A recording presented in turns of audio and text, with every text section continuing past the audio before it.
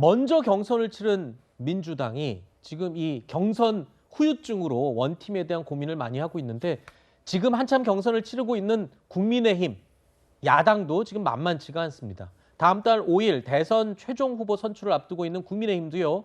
경선 후보들 사이에서 신경전이 그야말로 점입가경입니다. 특히 양강 구도를 형성하고 있는 윤석열 전 총장과 홍준표 의원 두 후보 간의 감정 싸움은요. 점점 더 극에 달하고 있습니다. 관련 이야기 잠시 들어보시죠.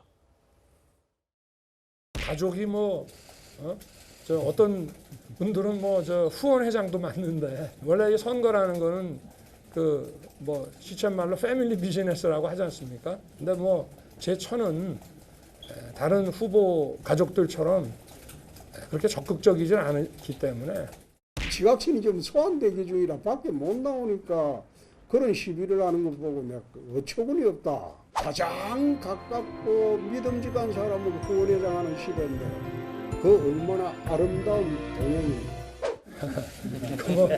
답변할 가치도 없는 얘기라.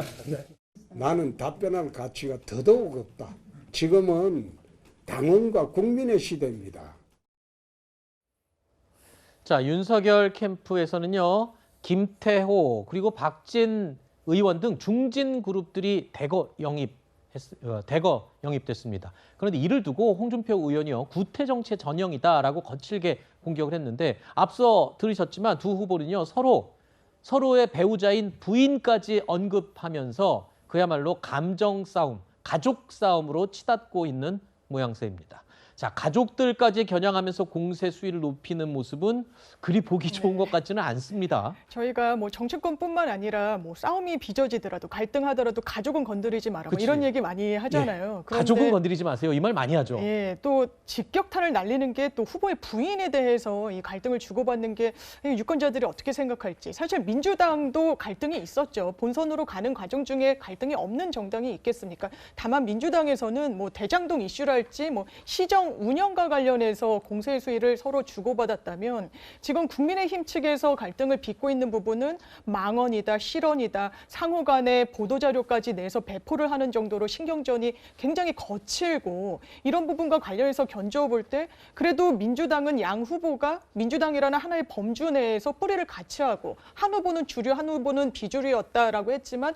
갈등을 봉합하는 수순에 있는데 반해서 지금 국민의힘은 일단 주자도 5일 곧 이제 선발이 되고 이 여론조사 하는 것도 이제 막 들어가야 되니까 아마 화력을 서로 간에 집중할 수밖에 없어 보이는데 양상은 민주당과 좀 다른 측면이 있어 보입니다. 네.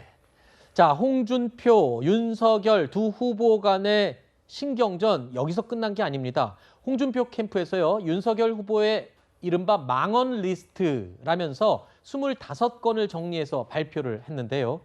자, 이렇게 선공을 날리자 윤석열 캠프에서도 지난 2011년 이후 홍준표 후보의 막말 리스트 25건을 또 뽑아서 발표하면서 맞받아쳤습니다. 자, 양측 이렇게 제살 깎아 먹기를 하는 게 아니냐라는 비판도 나오고 있는데 다음 달 5일 최종 후보가 선출되더라도 앞서 경선을 끝낸 이 민주당처럼 국민의힘도 원팀이 되기가 엄청나게 힘들어지는 게 아니냐 이런 우려의 목소리도 나오고 있습니다. 자, 대장동 1타 강사로 주가를 올리고 있는 원희룡 후보 얘기도 한번 해보겠습니다. 원 후보는요. 이재명 후보 측과의 연일 설전을 벌이고 있는데요. 신경정신과 전문의인 원희룡 후보의 부인 김윤영 씨가 이재명 후보를 향해서 소시오패스의 전형이다라고 평가한 발언을 두고 논란이 이어지고 있습니다. 그 이야기 잠시 들어보실까요? 정치인이 사실은 의사이기도 하지만 정치인의 부인이잖아요. 네. 거의 후보랑 같은 말로 들릴 수밖에 없거든요. 그래서 그건 인신공격이다. 심하지 않냐. 소시오패스라고 하는 거는 반인격적 성격증 아니고 또 치료가 안 된다까지 얘기하셨어요. 그러니까 좀 심하다. 사과할 생각 없나 했더니 안 하신다 그러더라고. 좀 최근에 세게 나오는 것 같다. 노이즈 마케팅이라고 봐요. 평생을 팥뿌리가 되겠다고 약속한 마당에 협박과 위협을 당하고 있는데 제가 그걸 지켜주지 못하면 나중에 과연 어떠한 이 믿음과 나를 지켜줄 수 있다라는 그 안전감을 가질 수가 있겠습니까? 조금 전에 원희룡 후보의 부인 강윤영 씨를 제가 김윤영이라고 잘못 이야기를 했습니다. 정정하겠습니다. 자, 원희룡 후보의 부인의 발언을 두고 여권에서는요, 사과를 하라면서 원희룡 후보를 비판하고 있습니다. 그런데 원 후보는 대통령 후보의 정신 건강은 공적인 영역이다라면서 맞서고 있습니다.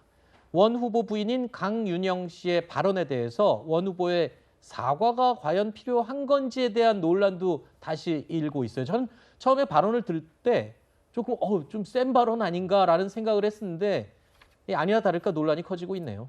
네, 그렇습니다. 사실 이제 저는 그 원희룡 후보와 지금 이재명 캠프의 전 대변인인 현근택 변호사가 그 설전을 벌인 그 상황에 제가 같이 있었습니다. 방송에서 막 큰 소리가 나오고 나가고 막 그랬죠. 네, 그렇습니다. 사실은 이제 그런 상황이었는데 제가 보니까 원희룡 후보도 본인의 일이라면 차라리 뭐 본인이 감내하고 가겠는데 네. 이제 본인의 와이프에 대해서 이제 여러 가지 뭐 공직선거법 위반이라든지 뭐 명예훼손이라든지 이런 범죄가 될 수 있다라는 공격을 받으니까 네. 그 부분에 대해서는 좀 참지 못했던 걸로 보입니다. 네. 그래서 제가 이제 여의도에서 듣기로도 원희룡 후보가 부인 되시는 강윤영 씨와 평소에도 사이가 굉장히 이제 뭐랄까요? 돈독하다? 네, 돈독하다라고 네. 평가를 받고 있는데 지금 상황에서 또 와이프를 대신해서 사과하기가 본인 입장에서 쉽지 않았던 부분이 있는 것 같고요. 네.